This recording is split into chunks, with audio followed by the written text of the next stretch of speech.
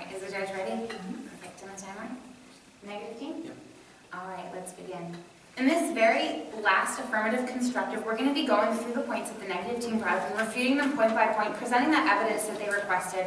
But before we get there, let's talk a little bit about what the affirmative team has shown you so far in this round, essentially through our affirmative constructive.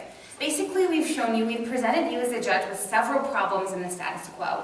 We've shown you that right now we are negotiating an agreement on Iran's nuclear weapons program.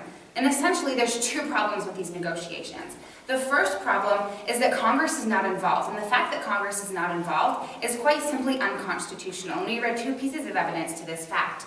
The second problem that the affirmative team presented was that just having the Obama administration working on the deal will lead to a bad deal. We read pieces of evidence on that as well, and the negative team requested more evidence, and I'll be reading some of that in this speech a little bit later on. But I'd like to quickly point out that what the affirmative team has shown you is that there are problems in the status quo. And what we are trying to do is solve those problems, but on top of that, give you more advantages that we talked about. So basically what I'm trying to tell you is that if the affirmative team can prove to you that we are both solving the problem of the fact that the current deal is unconstitutional and solve the problem of making the deal better than it would be under the Obama administration, then we have upheld our burden in today's debate round. So let's talk about these points and show you how the affirmative team is upholding this burden. The first thing that the negative team said was they questioned the credentials of Katie Gluick, who's one of the reporters that we presented, and they said that basically she didn't have any political credentials. And then they went on to say that just because 47 Republican senators are opposing Obama doesn't actually mean it may be a big deal, because the Republicans and Democrats obviously have some bad blood in between them. Well, I have a couple of responses. The first thing I'd like to say is that Katie Gluick is not our only source. In fact, within our affirmative case, we quoted 8 separate sources. Additionally, I'll be bringing up many other sources within this following speech. Additionally, I think it's important to note that that article by Katie Gluick was actually largely quoting a senator who obviously does have political background, political knowledge, and political influence. So obviously all of the words were not from Katie Gluick, and I believe that the words that came from the senator can be trusted as having some valid political background. So let's talk a little bit about this argument about 47 senators opposing Obama. They were basically saying that it's only Republicans, and there's obviously a Republican and a Democratic issue between those two parties. Additionally, they said that if Congress has the power to do something, why haven't they done anything before? Well, I'm going to read one piece of evidence to refute both of these points, to show you that both Republicans and Democrats believe that just the Obama administration working on this is a bad deal, and showing you how they have started to take action in order to remedy this problem. And this comes from one second, let me get that source for you. This comes from The Blaze in 2015, and it says this, quote, "The Republican and Democratic leaders of the Senate Foreign Relations Committee announced Thursday night that their committee would vote on April 14th on legislation to require any Iran nuclear deal to be reviewed by Congress. The announcement is a direct affront to the Obama administration, which has implored Congress to not take any legislative steps at all related to Iran while negotiations are ongoing to scale back for Iran's nuclear ambitions. Earlier Thursday, a top State Department official essentially told Congress that its role will be to ease sanctions against Iran once the time comes and to do nothing else. But members of both parties have rejected this passive role and say that if Congress will at some point be asked to ease sanctions, it should have more input about the contents of the agreement itself. The emerging deal has already been sharply criticized by Republicans and Democrats for the freedom it would give Iran after 10 years to pursue weapons again. Congress has already insisted that the deal be considered a treaty that would be ratified by the Senate, a position that the White House opposes. In light of that objection, Committee Bob Corker and Ranking Member Bob Menendez, one of which is a Republican, the other which is a Democrat, put together a deal requiring congressional approval. Their committee is now set to vote on that bill in mid-April, just 2 weeks after the administration's deadline for reaching a framework agreement with Iran, end quote.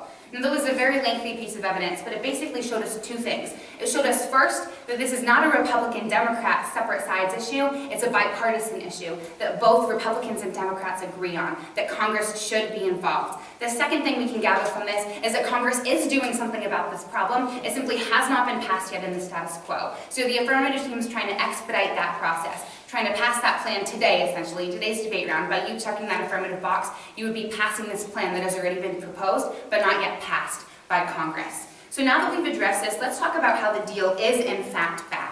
They said that we needed to present some specifics about why the deal was bad, and I have a couple pieces of evidence I'd like to read to that. This comes from Newsmax, James Morrison, on November 17, 2014. He says this: "The United States and its negotiating partners are demanding that Iran cut the number of centrifuges, the machines that enrich uranium into weapons-grade material, to about 4,500. But Iran insists on keeping 10,000 in operation. The difference is fundamental to the final deal. The more centrifuges Iran keeps in operation, the sooner it could develop a nuclear material for an atomic bomb. Critics complain that the United States and its allies have caved to pressure from Iran to allow it to continue enriching uranium instead of insisting that it scrap its program altogether."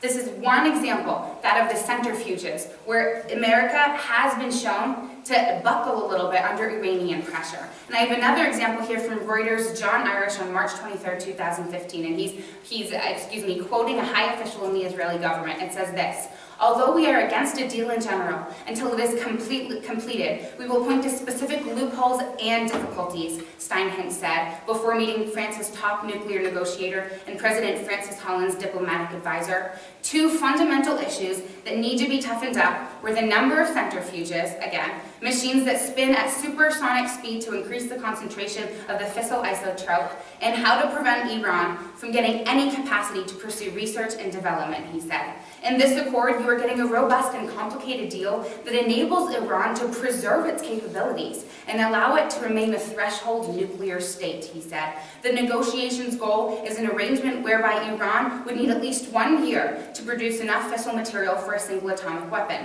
should Tehran choose to produce one. That is known as the quote-unquote breakout time." But Steinitz said that Israel believed that the current deal being negotiated would allow roughly 6,000 centrifuges, which would enable Iran to dash to the bomb within 9 to 10 months, because its nuclear infrastructure would not be dismantled. Iran says that its nuclear program is for peaceful means only, end quote. What this evidence has done is it has presented us other issues within the deal that is currently being negotiated. Instead of having a year-long breakout time, it is being predicted by the Israeli government that they would in fact only have a 9 to 10 month breakout period. There are obviously problems with the deal. So how do we solve it? By the affirmative plan. We declare it a treaty resolutely, which means 100% that Congress must have a say. And that is according to the Constitution. The Constitution of the United States of America, Article 2, Section 2 says, "He shall have power by and with the advice and consent of the Senate to make treaties, provided 2/3 of the senators present concur," end quote. According to the Constitution itself, if something is a treaty, then it must have the approval and the involvement of Congress. And that is what the affirmative team is providing for.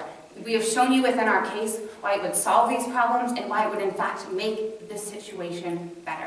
And for all of these reasons, we strongly urge an affirmative ballot, and I now stand ready for cross-examination.